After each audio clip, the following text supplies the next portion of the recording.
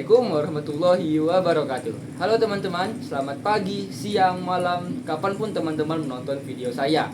Perkenalkan, nama saya Abizar Baihaqi dengan NIM 241011721051 dari Program Studi Pendidikan Bahasa Inggris Universitas Lambung Mangkurat. Nah, di video ini saya ingin membahas salah satu materi penting dan juga untuk menyelesaikan tugas UTS dari mata kuliah belajar dan pembelajaran yang diampu oleh Ibu Dr. Ririanti Rahmayani Jamain, SPSI MPD, yaitu tentang teori pembelajaran kognitif. Nah, meskipun materi ini merupakan hasil diskusi kelompok kami sebelumnya, sesuai penugasan dari Ibu di mana kami berkelompok untuk menjelaskan materi yang sudah dibagikan, kali ini saya akan menyampaikannya secara mandiri dengan pemahaman dan penyampaian versi saya sendiri. Teori pembelajaran kognitif ini menurut saya sangat menarik karena fokusnya bukan cuma soal mengajar atau menyampaikan, tetapi juga bagaimana kita memikirkan siswa berpikir, memahami dan benar-benar memproses informasi. Dan ini sangat relevan sekali dengan terutama saya nih dan teman-teman yang dari prodi sama sebagai calon guru bahasa Inggris yang dituntut bukan hanya mengajarkan bahasa, tetapi juga memfasilitasi bagaimana cara siswa memahami dalam konteks yang lebih bermakna.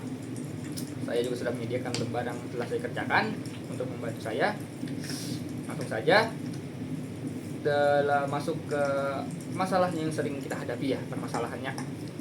Dalam realitas pembelajaran, terutama yang saya rasakan, ini bisa dibilang pengalaman saya pribadi ketika saya dulu masih di jenjang sekolah atau saat ketika observasi sekolah, karena waktu di semester 1 pernah kami dapat juga tugas untuk observasi kelas, yaitu pada matkul pengantar pendidikan. Masih banyak sekali yang saya lihat metode yang cenderung satu arah dari saya masih sekolah, bahkan sampai sekarang nih yang saat saya observasi, bisa dibilang guru itu lebih banyak menggunakan metode satu arah, di mana guru menyampaikan dan siswa mencatat atau menghafal. Masalahnya, pendekatan seperti ini membuat siswa jadi pasif. Mereka bisa jadi hafal, tapi belum tentu paham. Mereka mungkin bisa hafal, tapi buat apa itu kalau menghafal tapi nggak paham apa yang dihafal? Apalagi dalam pelajaran bahasa Inggris.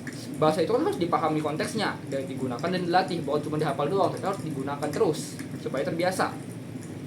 Tapi seringnya siswa ini cuma disuruh menghafal rumus, tenses, atau daftar vocabulary tanpa tahu bagaimana menerapkan dalam kehidupan nyata.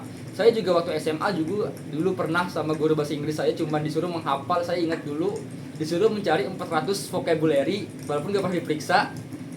Ya itulah, dan itu bisa dibilang sangat kurang efektif. Tapi ini juga bisa dibilang bukan sepenuhnya salah guru juga, karena banyak faktor yang berperan.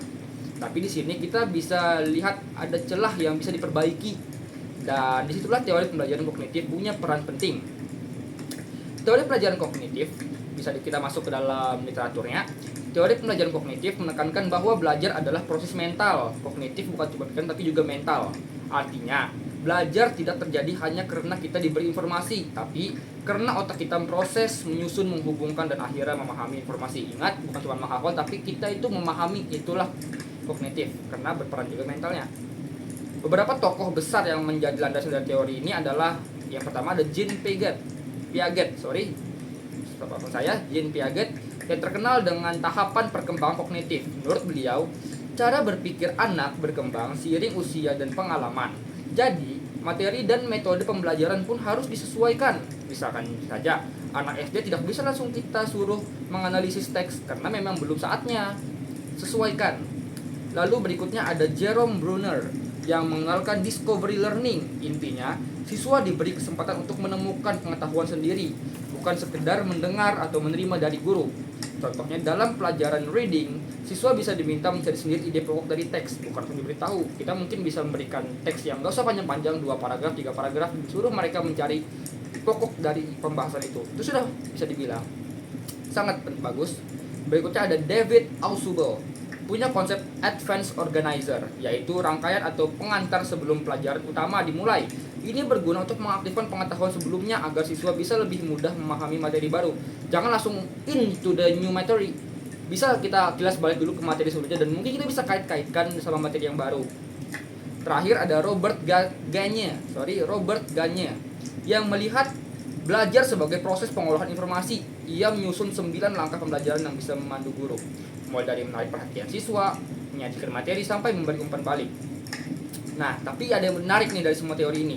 Semuanya sepakat bahwa siswa itu bukan kertas kosong. Mereka itu sebenarnya udah punya pengetahuan dari pengalaman. Dan di sini guru bertugas untuk melebarkannya lagi. Ibarat tadi bukan kertas kosong, udah ada isinya, tapi kita sebagai guru untuk memperbanyak isinya lagi. Lanjut. Oke. Ini adalah saran saya secara umum ya.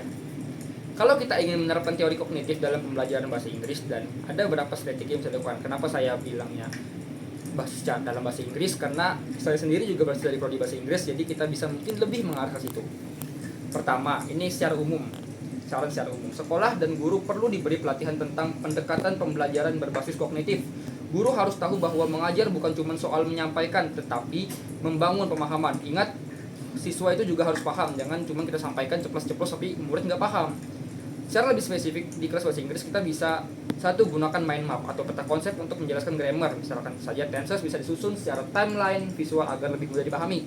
2, dorong siswa untuk diskusi kelompok saat membahas text reading. Dengan diskusi, mereka belajar saling menjelaskan dan menafsirkan makna. Berikutnya, 3, berikan pertanyaan terbuka saat speaking. Gak usah pertanyaan yang sulit, kita tanyakan aja apa pendapatmu tentang topik ini. Itu sudah cukup untuk memancing mereka berpikir kritis. 4, gunakan media seperti video atau animasi pendek. Di zaman sekarang ini sebenarnya mudah ya. Kita juga bisa nontonkan video seperti ini. Contohnya cuman kita bisa berikan video informasi supaya murid bisa paham dan cepat. Dan yang tak kalah penting, berikan waktu bagi siswa untuk berpikir sebelum menjawab. Dalam pembelajaran kognitif, waktu berpikir itu sangat penting. Dengan strategi ini, pembelajaran bahasa Inggris tidak lagi jadi pelajaran hafalan, tetapi menjadi proses pemahaman dan membangun makna. Oke, untuk dari saya, untuk mengakhiri video ini, saya ingin menekankan sekali lagi bahwa teori pembelajaran kognitif bukan hanya teori di atas kertas. No, ini adalah paduan praktis yang bisa membuat pembelajaran lebih efektif, bermakna, dan menyenangkan baik bagi siswa maupun guru.